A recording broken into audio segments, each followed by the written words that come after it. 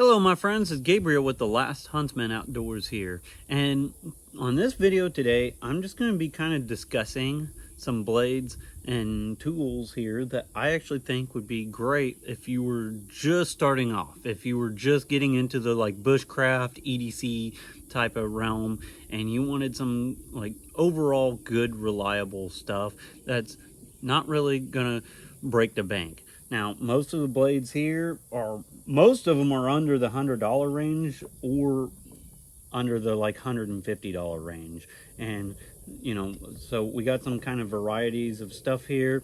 Now, I'm also going to kind of throw a caveat here. I'm only going to suggest things that I have personally tried and used and can actually vouch for. I know there's a lot of other things out there, and if I haven't tried it, I can't really vouch for it. And there's, you know, some things that I would personally tell people to steer away from.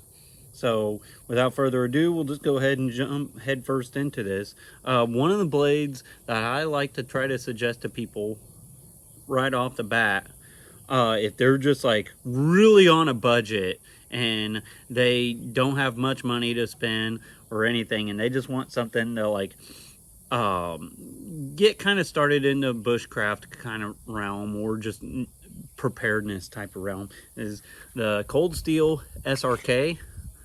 Is kind of a long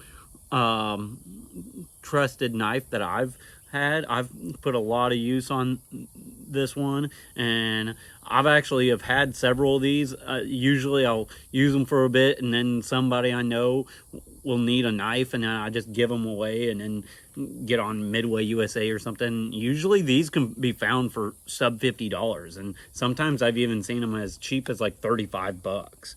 And the prices, obviously, I'm just kind of going off the top of my head on if I remember kind of right around what they were. And, you know, here's the thing, too. Prices change. We got a collapsing U.S. dollar. The American empire is kind of falling apart. So, you know, all that being said, Weimar Republic type of thing. So prices might change. Another one, if you don't want something as big as like the Cold Steel SRK, is they got the SRK-C. This one, I actually got this one for my wife. She wanted kind of a knife to use when we're out in the woods. So, you know, I got this one for my wife. It fits her hand a little better, but it's just a little smaller than the original Cold Steel SRK. Both of them, I think, are fairly decent. And I also will say both of them has a decent sheath out of the box. That's usually kind of one of the things that's sacrificed, is like sheath quality when getting into kind of the budget range. Now, while we're talking about Cold Steel, I'll also mention they also have a lot of tools and stuff like this tomahawk here. I think this is the Trailhawk. Yeah, this is Trailhawk. Now, I will say I can't speak to the current quality on some of the Cold Steels. I know their quality has kind of been up and down. And speaking kind of back to the SRK, I generally prefer the SK5 variants over even like the CPM 3V versions, just because, one, if you're getting into the CPM 3V, I think Cold Steel's CPM 3V is kind of questionable, and that's just my honest opinion, and you're kind of getting into a higher budget tier kind of knife category. And so, but back to the tomahawks, these can be found for pretty cheap, like sub 50 bucks all day long as well, but they do require a little bit of work. So, you know, you might have to refit the heads on them and stuff like that, but they do work pretty decently. And of course, there's a lot of aftermarket support for them too, like this nice little leather sheath I got for it. Now, another brand that I've actually been recently introduced to, and I've been pretty impressed with them, is the Off-Grid Knives. This is the Tracker X2, if I recall right. This one's in Cryo D2, but I've shown that this D2 is actually done pretty decently, and it can take a beating.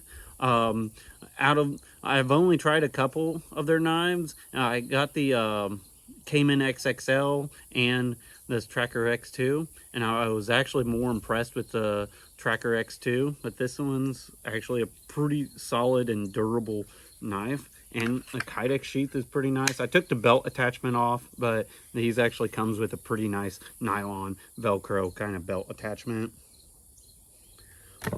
Another brand that comes to mind, and I would say that they're kind of in line with the Cold Steel SRK as far as like style, but I think you're getting a little bit higher quality knife for the money, and that's going to be the Demko Knives. Here I have the Free Rein and the Armiger 4. Now, the Armiger 4, I think if I recall right, I only gave like $80 for this one, and it's a nice little whole EDC RV2 little handy fixed blade. This could kind of translate over to a little bit larger EDC knife. It's a little bulky as far as the size and especially the sheath, but you know, it still can work for that if you wanted it to. The Free Rein, this one here is in AUS 10 steel, which I actually showed in the video. This is actually a pretty solid knife. I'm actually fairly impressed with it. And I will say that I like this one a little better than even like the SRK. I think it's just a little bit better fit and finish, and just a nicer knife overall. You're gonna get kind of closer to, I think these can be gotten for right around $100 or so for the Free Rein. And like I said, the Armiger, if you want something a little smaller, is kind of more around the like $85 range or so. But both of them are pretty decent. And also something else to kind of take note on too is I'm just kind of showing a overall presentation of blades and stuff, so you guys can kind of make your own decision. All right, another one that I've found that I think is actually pretty great for the money is the Terava blades from Varus Delica. This one here is the Terava Yakari Puko 140. This one's mine. My twin brother actually has quite a bit larger collection from this brand, and I've tried all of them from that he has. The Skrama 200, the Skrama 240, this one of course, the Yakari Puko 110. Like I said, this one's the 140, and a lot of them are like right around $100 or less. And I think even if you opt out for the sheath, which I don't know why you wouldn't want a sheath, I think you could even get them for like around $50 and stuff, which is a pretty amazing price deal. These are all made in Finland, ADC RV2 steel. They got kind of the rubber over molded handle, kind of like the SRKs and the Demkos. Honestly, I think these are probably a little higher quality than even the SRKs, and probably even over the Demkos a little bit. Now, most of them do kind of have a modified Scandi grind on them, which I'm not generally a big Scandi grind guy, but for whatever reason, I actually do kind of like these ones. And like I said, they do have a secondary bevel on them, so they're not like, quote, a true Scandi grind, but I'm not really quite a true Scandi grind type of guy. But yeah, I'm fairly impressed with these, and you can see a lot of guys up in Finland rocking these out. Pretty nice knives. And also the sheaths that come with them, so they actually have two different options for sheaths. They have this kind of leather option that has kind of a plastic insert in there, so I mean, it's a very solid sheath. Even when I unsnap it, it's not coming out of there. They're very solid. But they also have a Boltron kind of Kydex type of sheath too, which I'm actually pretty impressed with those as well. All right, so this kind of moving up on price point a little bit, but this is going to be kind of more of about the $100 to $150 range. But one brand that I always try to suggest to people, even over like the SRK, even over everything else before this, is Essie. Essie is a brand that I always tell people, hey, if you got the money, go ahead and get an Essie. Hey, maybe not buy some Funko Pops. Maybe you know, prioritize your money a little bit, because a knife is actually an important tool. But Essie is kind of one of the brands that has been on my channel for a long time. I really enjoy Essie, and lately I've been seeing some of the Essies even like on Midway USA going for like $107 for both the Essie 3 and the Essie 4, which are both just great little bush companion camp knives. The Essie 4 is going to be a little more thicker, more robust. This is what I would consider more of like a camp knife size, but I have EDC'd the Essie 4 for quite a bit, and even I'm kind of more so of a fan of the Essie 3 though. And you know, this is one of my longtime favorite little EDC belt knives that you can easily conceal, carry, all that good stuff on you as like a daily carry. Of course, this one is upgraded. I got some Lucas Carroll custom scales on there. Be sure to check him out. Coupon code Last Huntsman, all capital letters, all one word. And I got an Armitage carry sheath for it. Also, coupon code Last Huntsman, all capital letters, all one word. But you know, that's the thing that's nice about like Essies and even some of these other brands on here, is there's a lot of room to fix them up. And so if you want something a little nicer, you could always fix them up and still keep the same knife, or you know, just keep it as is and it's good to go out of the box.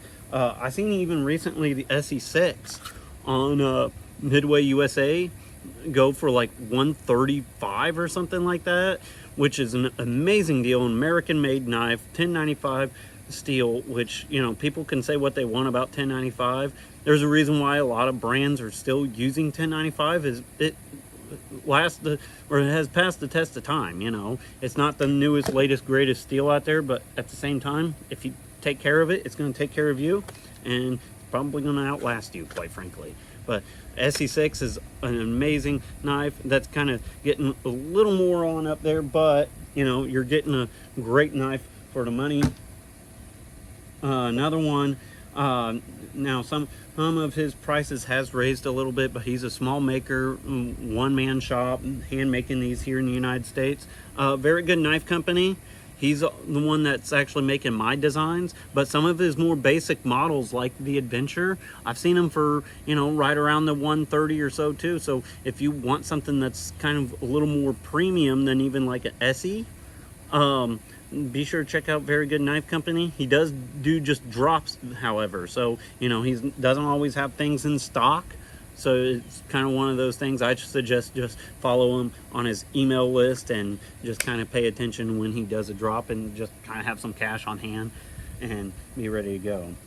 Now, this one is kind of in the same genre of the SE6, but I think this is a great knife just right out of the box. This one, I think I got it for like $140 on DLT, if I remember right. And that is the Spartan Harsey Fighter. It's produced by K-Bar, but it's Spartan style. And honestly, I really like this knife. It'd be a hard choice between this and the SE6.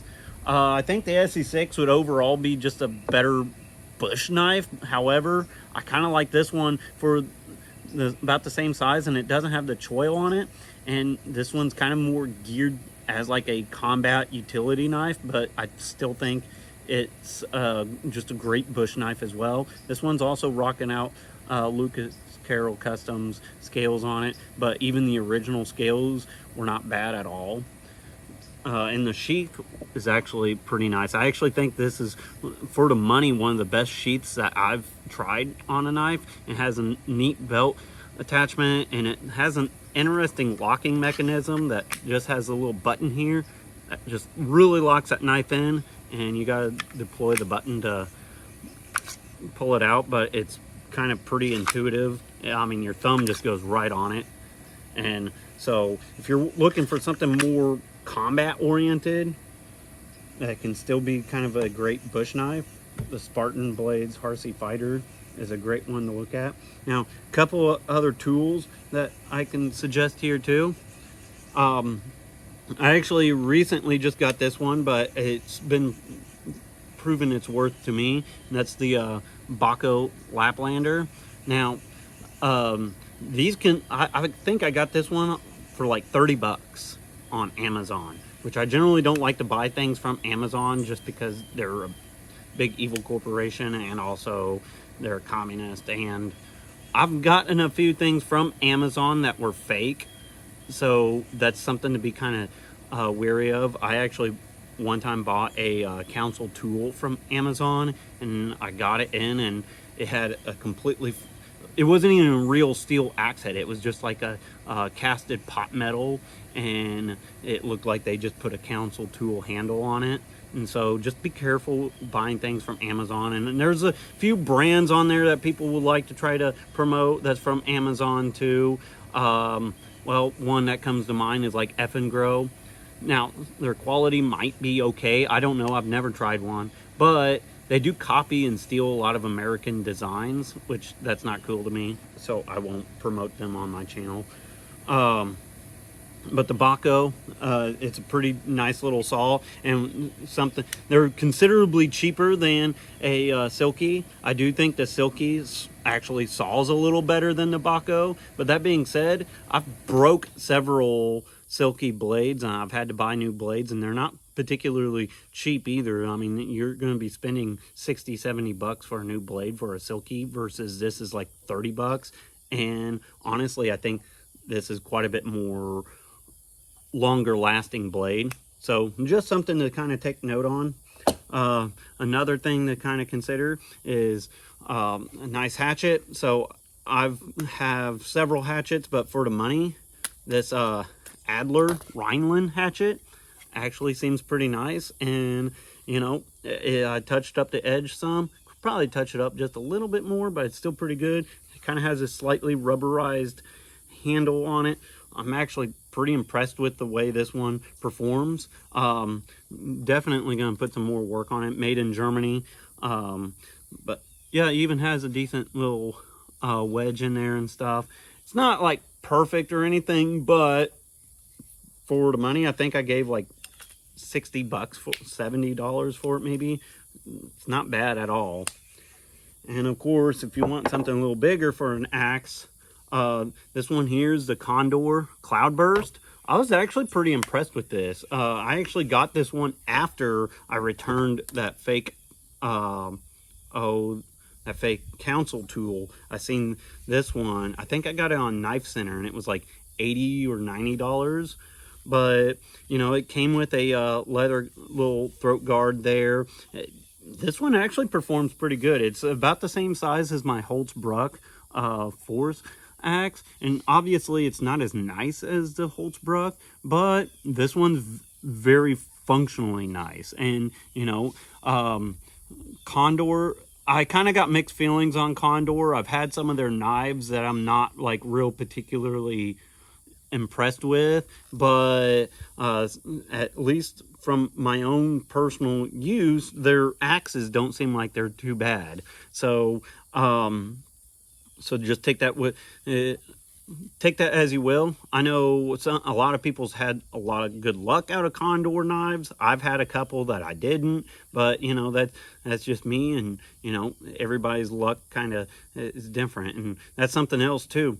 When you start getting into more budget brands and stuff, your quality control is different. And a lot of people don't realize that when you pay money for a more expensive knife, especially something like SE or Very Good Knife Company Plus, you're paying as much for the quality control as you are for the materials. I think a lot of people wants to look at just like, oh, what steel it is, what handle material it is, and make that as like the talking point for the price for everything. And that, to me, that's secondary. When you know, you buy something that's higher price, you're also paying for the quality control and the guarantee that it's going to be high quality, versus, you know, you might get 5 SRKs and, you know, 2 of them's a piece of crap, while, you know, 3 of them are okay. But But that's just a suggestion for an axe here, is a Condor Cloudburst. I'm actually fairly impressed with this one. It came with a pretty nice overall thing. Like I said, it was like $80 to $90, so a little bit more expensive. I know there's some other value axes and stuff you can get. Actually, one to kind of consider too is the Fiskars. They got the ugly plastic handles and stuff. They're really ugly, honestly, but I will give them credit. They do actually work pretty decently. I have a Fiskars splitting maul, and I've never had any problems out of it. So there's that. But this is just a quick video for you guys of kind of shopping for some blades on a budget.